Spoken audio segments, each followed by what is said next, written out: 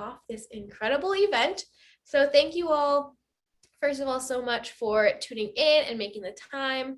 I'm really excited to dive in and learn from our incredible expert, Jacqui. So on that note, Jacqui is the CEO of The Bright Arc and is a growth strategist focused on helping companies make data-driven decisions. She leverages close to 15 years of data science and economic experience across notable companies, including LinkedIn, Compass Lexicon, and the Federal Reserve Bank of Chicago. Her work has generated insights that fuel marketing and communication campaigns, closes sales deals, and informs public policy discussions. Jacqui graduated with her MBA from the University of Chicago Booth School of Business and her BA in economics from Northwestern University. She has presented at leading companies, organizations, and government bodies, including the International Labor Organization, Microsoft, and the German Ministry of Labor. So with that, I will hand it over to you, Jacqui. We are so excited to learn from your expertise today. We know how valuable your time is, and we're so grateful for the time you're investing in the D&D Collective.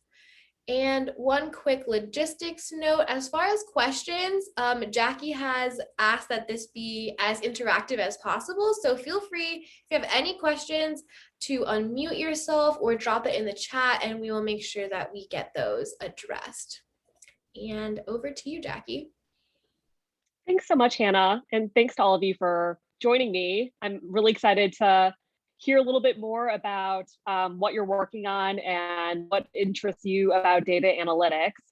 So if you don't mind, can you, in the chat, just drop in the industry that you work in, a little bit of information about your company and how big it is, as well as what you're hoping to gain from today's talk. And I can be sure to try to tailor the presentation to your needs.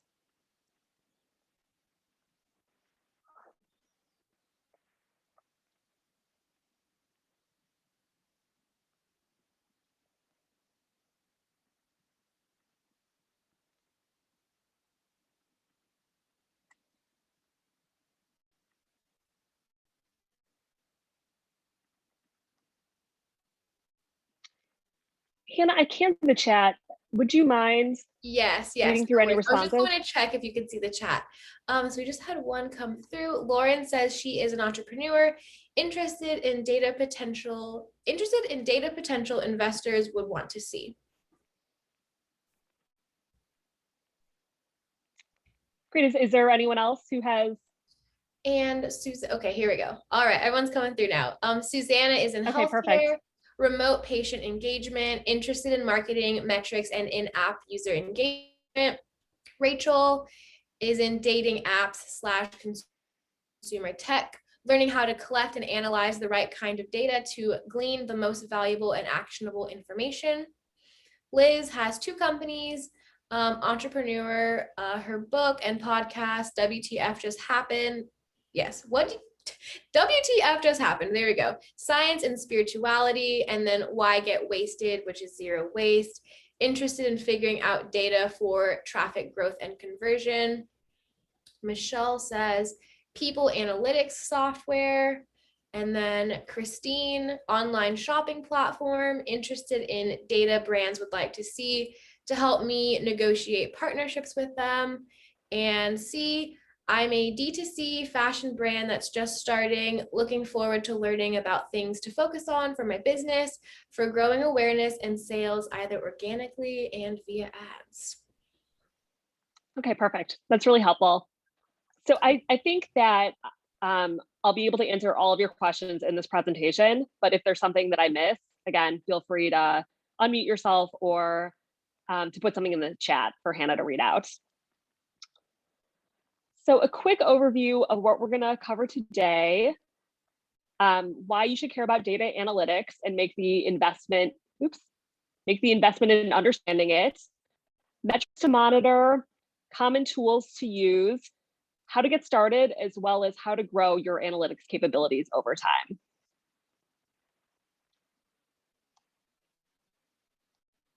What you should care. I would say the foremost reason is to better understand your company and make more informed business decisions. You really can't understand how your business is doing, as well as how you can improve it over time without having data to view to better understand. Journalists, I would say every day I look at TechCrunch, and I see tons of articles about startups that have had really impressive metrics. Journalists love to cover successful companies, and I would say companies are much more likely to get covered who have impressive metrics around their growth or engagement. And then finally, fundraising. Investors just rely so much on data to determine whether or not they should invest. So the companies that tend to have the best understanding of their data are the ones that tend to get the biggest investments from investors. So I wanted to do a little quick poll. In pretty much every single pitch deck that you see a graph like this, which has monthly active users growing over time. Just quickly in the chat, how many of you would say that this is a successful business and a potential startup should invest in it?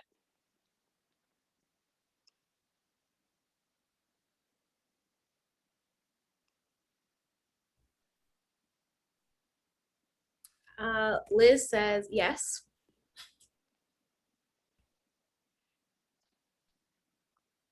Michelle says yes. Rachel says, feels like a trick question, winky face.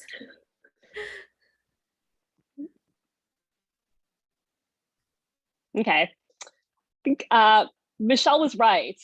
So that chart alone isn't enough to tell, but data analytics can help you predict if this is a company that's going to continue to grow over time, if it's going to plateau, or if it's going to drop off.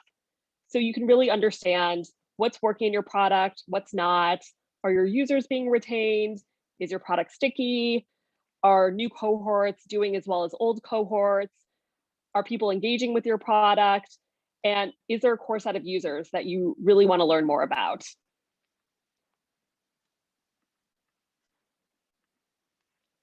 And understand growth frameworks is a really great place to start. Just looking into all the components that make up that chart that we saw in the previous slide. So usually you'll have some sort of engagement metric on the left-hand side, daily, weekly, or monthly active users. And the way that that's calculated is by looking at the new users, so users who are first active in that current month, reactivated users who were active and had churned at some point in the past, but then were resumed in the present month. Inactive or churned members, those who were active in the past, but were lost in the current month, as well as engaged or retained members. So those who were both active in the previous month as well as the current month. And marketing analytics tends to focus on the new users who are added, while product analytics tends to focus more on what's happening in the platform. So these other areas such as engagements, reactivated users, as well as who's dropping off.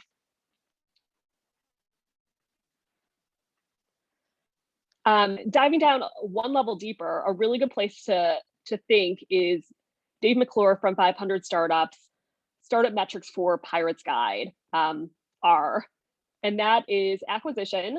So how do new customers find you? Activation, how many potential customers try the products or your offering? Retention, how many customers continue to use the product? Referral, will those customers invite others? And revenue, how can you increase revenue? And there are some examples of this, or I wanted to talk a little bit more in depth about each of these. So as I previously mentioned, acquisition is what traditional marketers focus on. And pretty much any way that users find your business can be considered an acquisition channel. So everything from SEO to paid marketing, to organic search, to doing some sort of partnership with Product Hunt, for example. Activation is the next step in the funnel in understanding whether or not your users are taking a key action so that they're actually getting to enjoy the product. So I think one famous example would be Facebook in the past, when it was still in growth mode, found that they were activating users if users had added 7 friends in 10 days, because they would see all of their content in their feed and have other things to engage with. And part of this is also just testing the landing pages to make sure that they're taking taking the actions that you want them to take. So are they bouncing from the page? Or are they clicking through and maybe signing up for your email newsletter? Next is retention. This is one of the most important metrics. It's understanding whether or not customers stick around.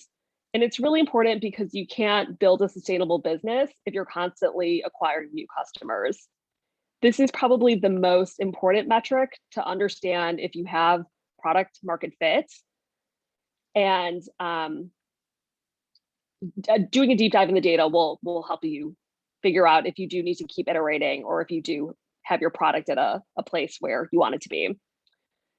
Referrals are important because having customers refer you to their friends is a much cheaper way of acquiring customers than trying to find them through traditional marketing channels. And part of this is tracking how viral the product is. So one example might be calculating Uber, for example, who has 1,000 users who each invite 400 people, then 120 of those accept, and those 120 invite 30 more, which 10 accept. You have this loop there, and so you can calculate how popular the product is and how it's being referred. And then revenue. With that, you can discover which customers are profitable and which ones aren't. It allows you to increase revenue or decrease engagement with those customers that you may not find as profitable. And you can also understand revenue by different acquisition channels, as well as by different demographic segments. Now we're going to focus a little bit on marketing analytics. One of the easiest places to start is to understand your signups broken down by channel, audience segments. So that could be demographics such as age or region or campaign theme. So you might have a Mother's Day campaign, for example, and you could see if that's doing better than your Christmas campaign a few months earlier. What you're looking for here is to see that your acquisition efforts are improving over time. And if there are some sort of feedback loops that are embedded in those. So for example, if you look at the top line, it has organic search. In this example, you see that the number of users getting signed up over time is increasing. And that could be a really good indication that some of your efforts in content marketing and showing up in SEO are improving over time. Another example in here is you see a spike in users in February because you have a partnership with Product Hunt. While that's bringing a lot of users initially, it's probably not something for you to rely on with your business over time because it's really spiky and you have one really good month and then it just disappears over time. And so that's an indication that you would need to continue to have those types of partnerships and that you don't have marketing loops in place, which make sure that it becomes easier and easier for you to acquire customers. And there are a couple things that you should look for and that VCs would be looking for as well. One of the main ones is low platform risk. So you want to make sure that as much as possible, you are owning your data and you're not subject to the whims of other platforms. I've heard of tons of companies who rely heavily on Instagram and build up a lot of momentum. And then the second that their algorithm is changed, they kind of have to start all over again. And one of the ways you can avoid that is having a split between multiple different channels that you're cultivating. And to the extent that it's possible, trying to own your data and own your channels. So one example might be making sure that you're owning your email list as opposed to relying exclusively on Facebook or Instagram. And then red flags are kind of the opposite of the thing. You don't want traffic that isn't sustainable. You don't want spikes in your acquisition, because that could just be result of spending a lot of money to gain a lot of users. Like maybe you have a huge marketing push right before you decide to raise money. And then also dependence on one channel. It's always good to diversify. So in case something happens with one, you have other ways of acquiring customers.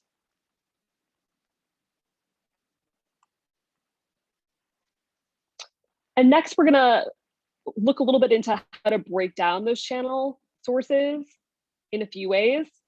So for each channel, you can think about number of signups, which we just talked about, incorporating some of the marketing cost data so that you can calculate cost per sign up, and looking down the funnel, seeing the number of people who've activated, the cost per activation, the percentage that have activated, the lifetime value, as well as how those are increasing over time.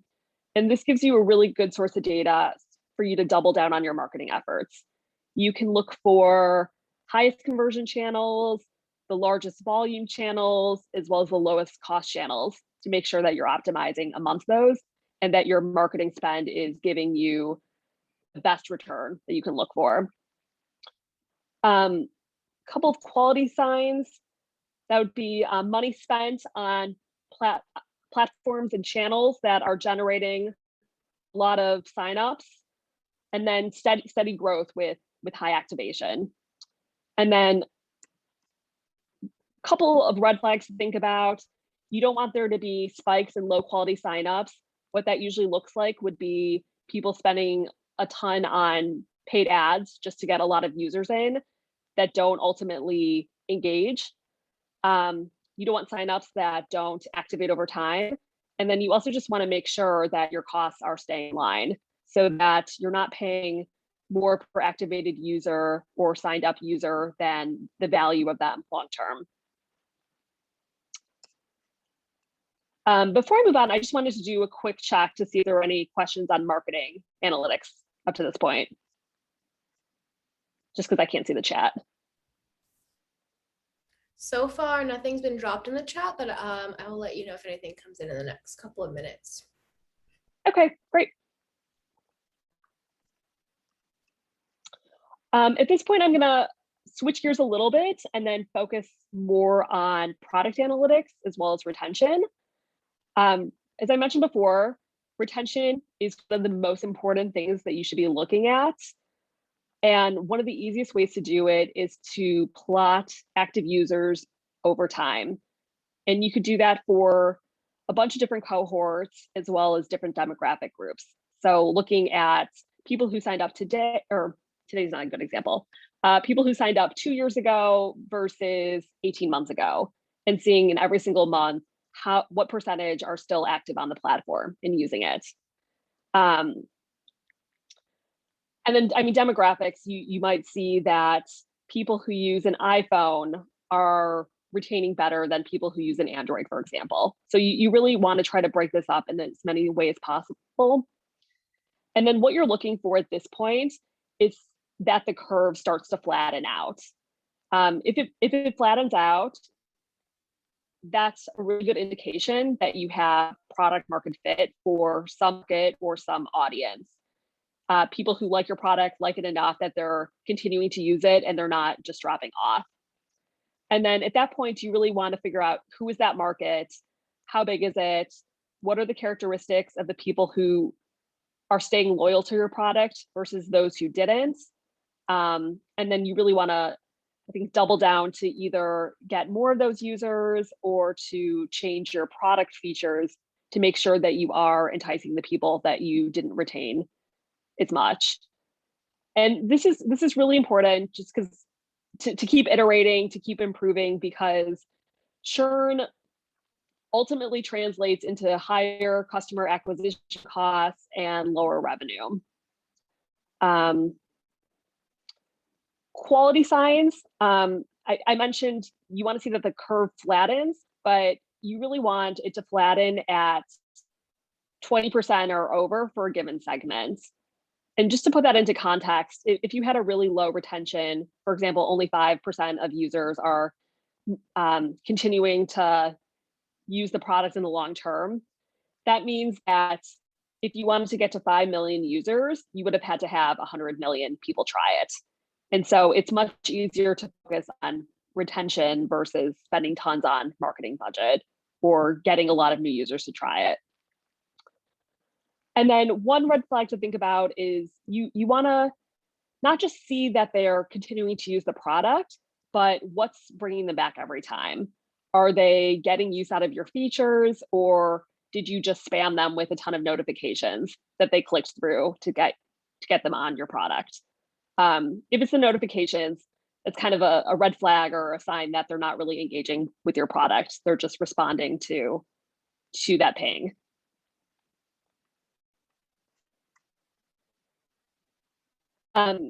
Here, couple of other product analytics to think about, as well as examples for how those would manifest in different industries. So I have a couple of examples in SaaS business, retail business, media business, and financial services. So first is activation.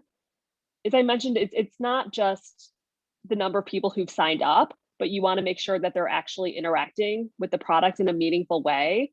And ideally, you want to be able to measure something which is a signal for long-term engagement. Similar to the Facebook example I gave earlier, which showed if they had a certain number of friends, then they were more likely to stay on the platform for long-term. Example of what that could be for a SaaS business is percentage of completed registrations within a 30-day period. For retail, that could be the percentage of people who completed their first purchase. For media, that might be the percentage that watched 5 videos in the first 7 days.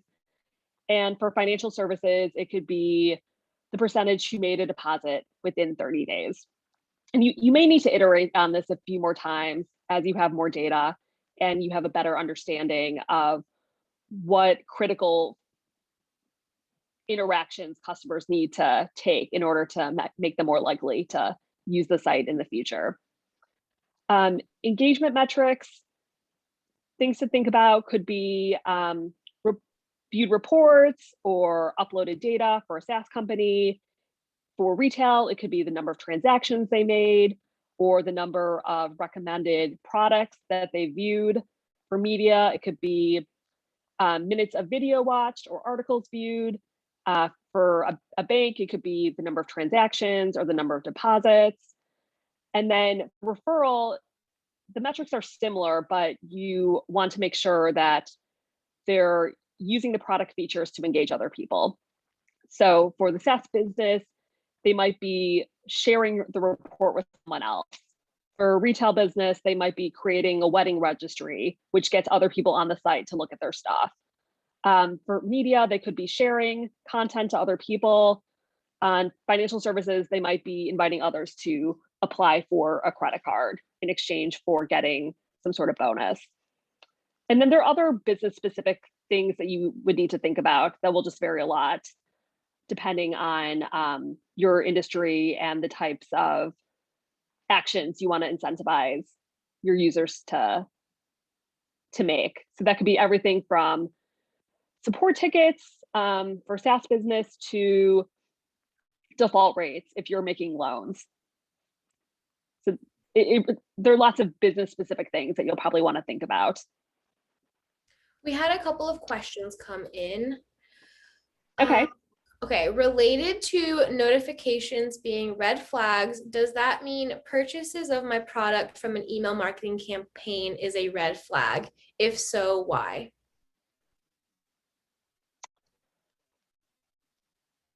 No, I mean, I mean, your email campaign will just be one source of acquisition, and if they're making purchases, that's great. I think it's much more of a red flag if you're just sending them a notification, they enter the site, and then they immediately leave, because that kind of shows that you're not actually driving value for them.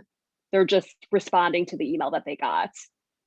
I think the fact that they actually are making purchases is an indication that your emails are working well and that they are engaged with your site.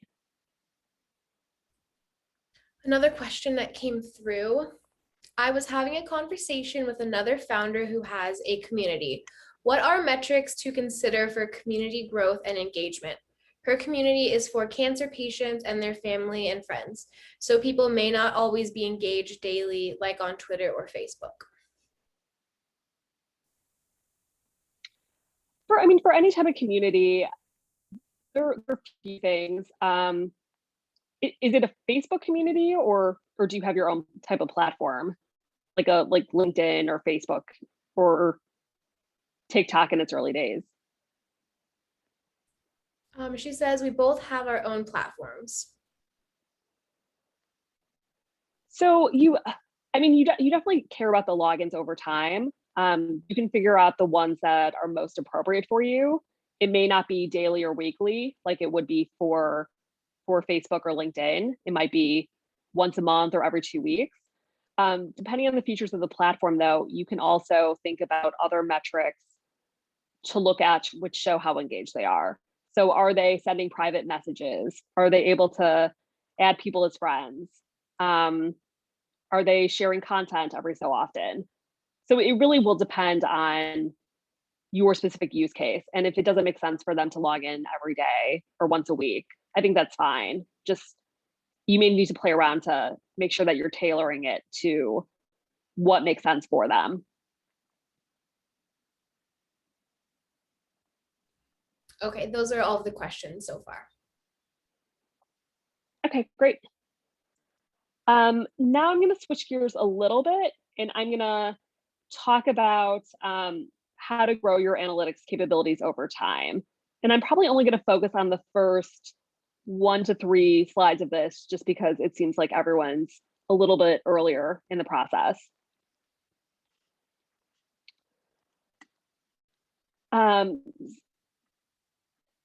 So first, founding stage, usually that's when a company has 0 to 10 employees.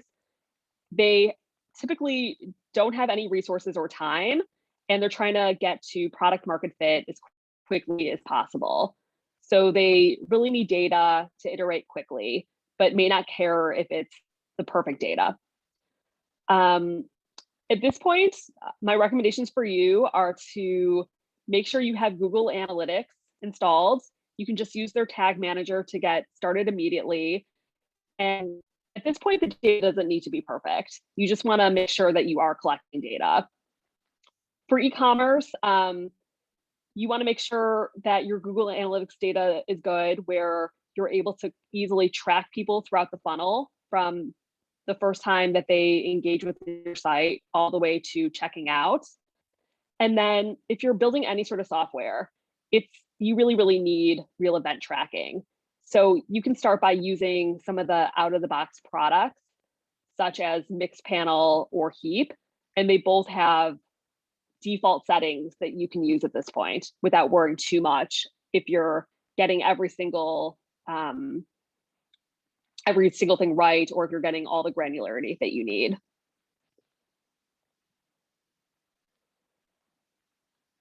As you continue to grow to maybe 10 to 20 employees, more and more people in your organization will typically need data to do their jobs. So at this point, you want to be making sure that the data that you have is clean.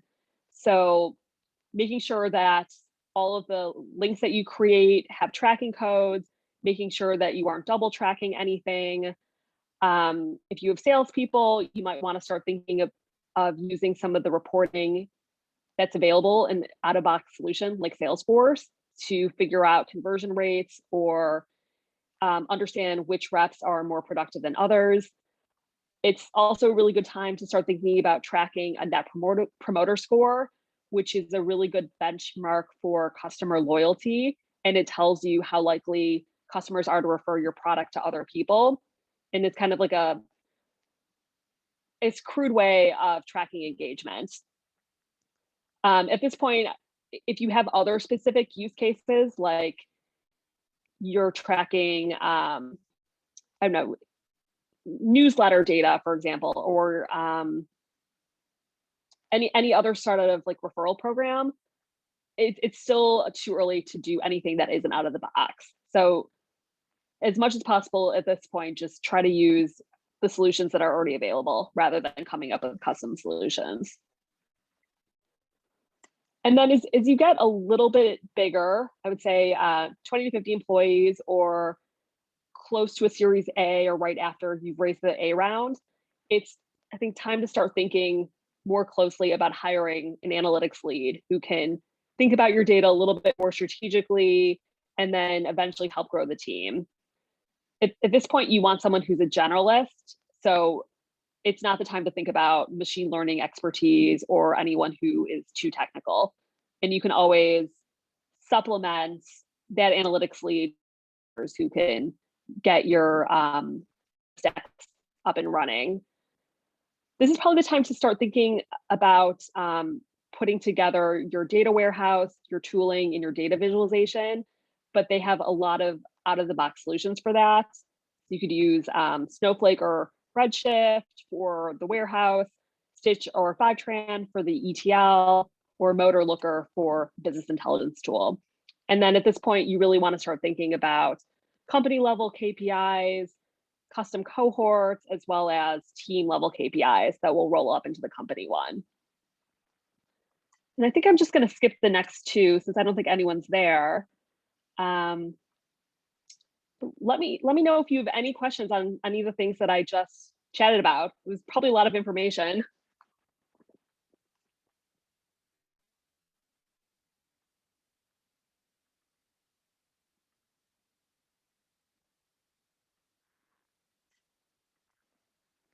I think I have more questions than answers, but I'm also a number nerd, so I like talking data. Or can you go back up to from the 0 to 10, but before the 20 to 30 analytics? Yeah. One more. No, go down. I'm sorry, go down. It was the stage, not the founding stage. Yeah, the very. Oh, okay. Yep. Yeah.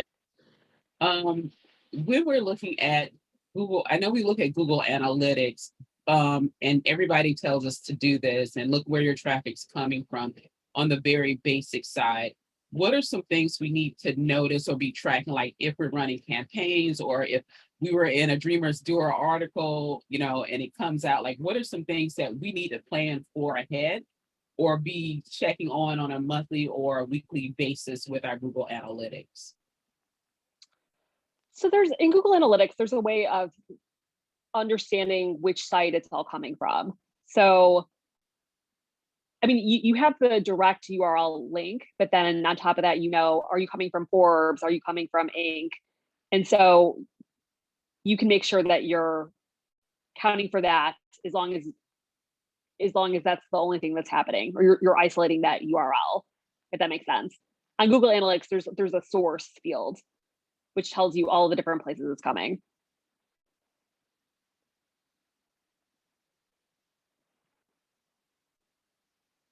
Does that make sense, or do you have other follow-up questions? It does. I guess me being how to be proactive. So you know like what your standard traffic is. What are some ways, and sometimes I can see where I see where the traffic's coming from. Like I got linked to a site once that I did not want to be linked to, and it was driving a lot of traffic that I didn't want. But if we know we're going to be running a campaign, do we need to be looking at what our regular data is and seeing if the campaign's working or not? Does that make sense? Yeah, so you want to make sure that you're adding the UTM codes to everything. So the UTM codes will have information on what's the source. Like, are they coming from an email? Are they coming from a newsletter? And then on top of that, if you're doing any sort of A/B testing, you can include information about the campaign. So maybe the copy in version A will, I don't know, have a different headline than in copy B. You want to track that too. And in the UTM codes, there's a field to do that as well. So I like just make sure you're modifying the URL that's linking back to the site with any sort of variation that you're including. Thank you. Yeah, I would say for any of you too, I included my email address. So I'm happy to jump on a call with any of you for half an hour to do a deep dive into any of the data issues that you have. Thank you so much for extending that, Jacqui. We had a question come through from Liz. Are there any other tools early stage should have aside from Google Analytics? If you're really early stage, I would say don't make the investment yet. You just want to have crude data so that you can begin to iterate. And it's really not the time to start thinking about advanced cohorts or any of the deeper questions that you can do later. Like with Google Analytics, you have more than enough if you're just starting your company to begin to see if you have product market fit, and then to continue iterating by seeing how people are engaging on the platform. Like, are they bouncing? Are they clicking through? How much time are they spending? All that stuff can really easily be tracked just using Google Analytics.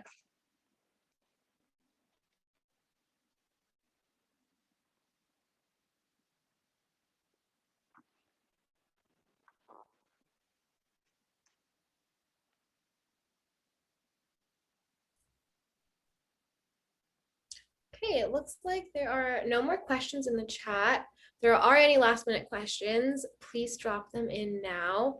But thank you so much, Jacqui, for putting this informationally packed presentation together and just sharing all of your expertise and knowledge with us. I know it was very impactful for everyone who tuned in. We're so grateful for your time and also for the extremely generous offer of hopping on a 30-minute call to do a deep dive. That's absolutely amazing. And the chat, I know you can't see it, Jacqui, but it's just blowing up with everyone saying how helpful this is and thanking you. So I think that pretty much sums it all up. And thank you everyone for joining and for participating and just always showing up so authentically. We couldn't do Dreamers and Doers without you. Also, Michelle just said that this is really good and she just hired her first data person last year. That's great. Well, thanks so much for tuning in. And as I previously mentioned, feel free to message me at any time. I'd love to help out Dreamers and Doers however I can. Thank you so much. We're so grateful for you. Have an amazing day, everyone. Bye. Bye.